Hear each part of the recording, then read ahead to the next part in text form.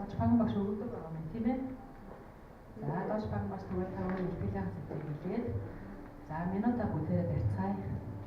За миний сэдв бол зүгээр яваас басан баахага ордгийн замнаас тустай.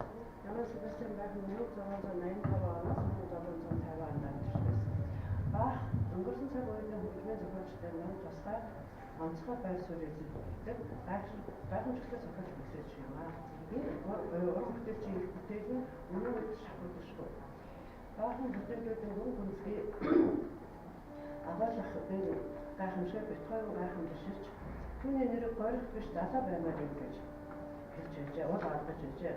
Баах өөрийн орчин цагийн дотоод ертөнцийн нээсэн хөшмөрч сэтгэн бод ямар ч хүн байж тэр хүмүүсийн дотоод сэтгэлгээ оюутан талыг нь нээж бичижсэнараа төрөж байснараа түүний хамгийн их онцлог шинж чанар байжээ.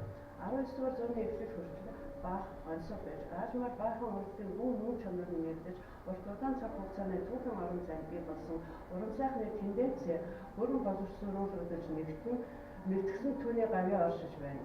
Үүний зэрэгцээ өөрийн сүд тухайнаар ирч хүчээрээ тэр мөн ирээдүйрээ чиглэсэн агуу бүтээж болж чадсан байна.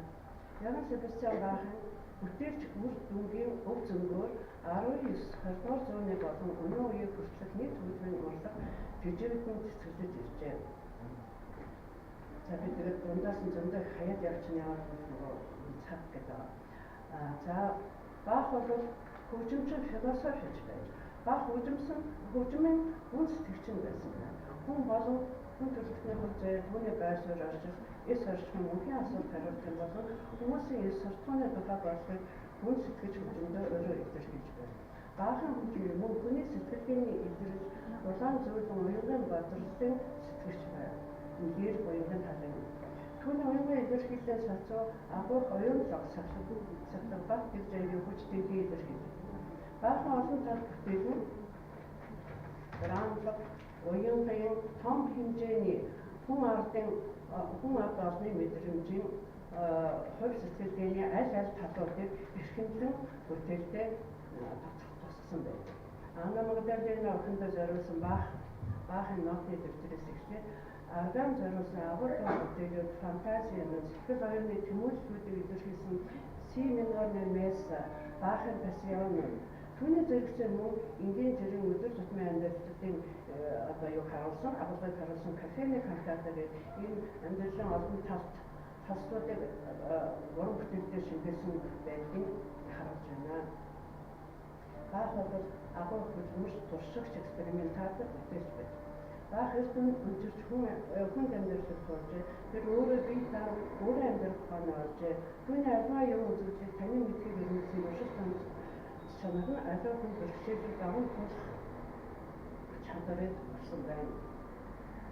Өнгөрсөн цаг үеийн болон орчин үеийн хөгжмийн бүтээлч материалуудыг судлан сурчиж байв. Тэр мастеруудын бүтээлийг хуулж бичиж маш их цаг хугацаа зарцуулж байсан юм. Энэ процессор тэр зохиомжийн нарийн уурлал бүтээмжийг ишлэн сайтар ойлгож ирсэн байдаг. Баах Италийн Vivaldi, Corelli, Pescopaldi, Palestrina нарын мөн Францын зохиолчдын тэр дундаа Франсуа Куперэнийг өндөр зүйлсэн. Германы хөгжмийн бүтээлчид Фроберга гайхалтай төгсгөлтэй Рейниган болон бусад зохиолчдын урлагтай байнга харилцаа хамгийн их байр суурьтай аз жаргалын маань үе байсан гэж үздэг байна.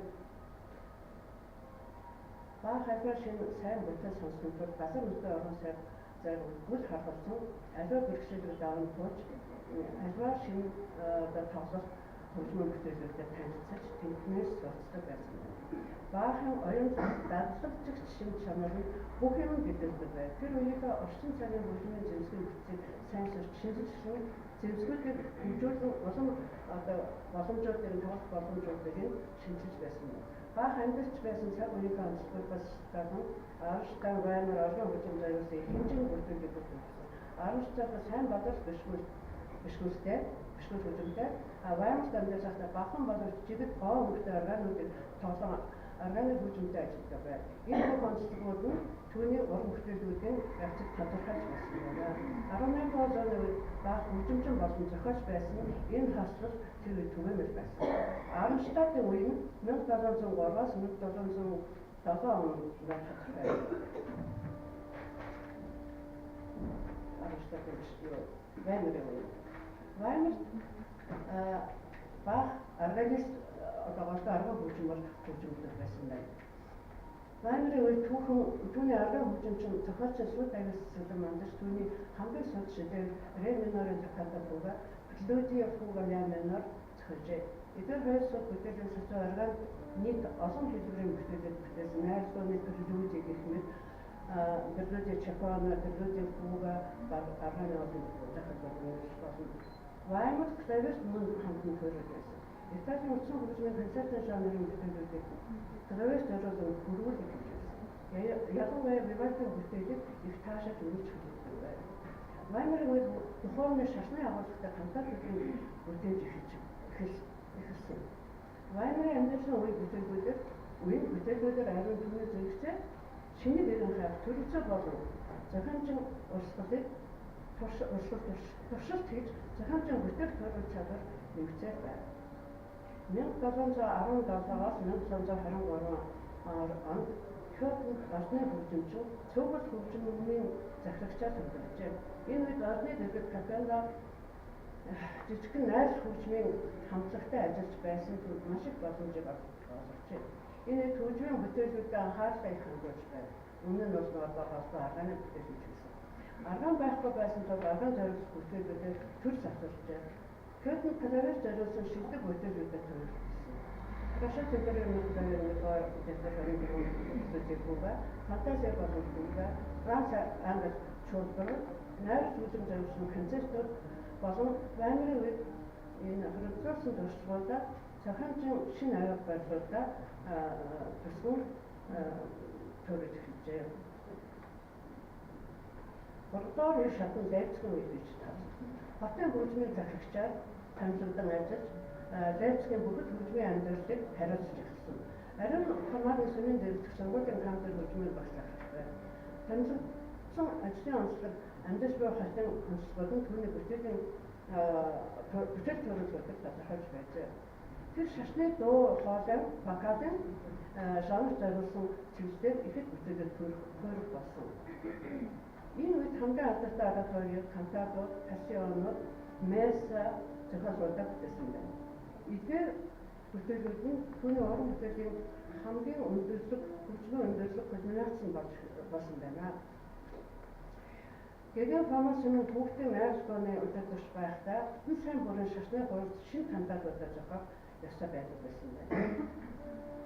Лейпцигийн 3 дугаар одоо амьдралын болон уран бүтээлийн үеийн баахан урт өмнө бүтээсэн бүх бүтээлүүдийн нэгтгэл ур чадварын хөрөөний хязгаар олгосон болжээ.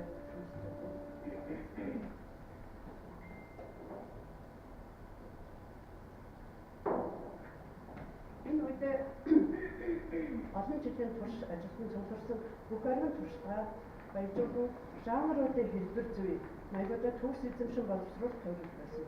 Бүх амьдралынхаа турш баах хөдөлмөрч үдэн тойрож байжээ. Лейпцигийн үед арганы бүтээлүүд өргөжлүүлэн тойрож байсан бол найз дууны хөрвүүлэн тойрож бүрэн сэр сургалтуудаа арган зориулсан байна. Кётон зохиосон 1-р дэвтрийн нарийн хянан заслуулсан Лейпциг түүний өргөжлөлт 2-р дэвтрийн 20 жилийн дараа гарсан. За шаны минут тань. За бүгд бишop шиг ерөнхий юм дээр баахан юу уран бүтээлийн замлын ерөнхий юугийн танилцуулаад дээрээс нь баах бол одоо том Калифорни жанрыг бүтээгч Фуга гэдэг форма цахамжийн шинжилж бий болгосон юм шинэ нэгч юм.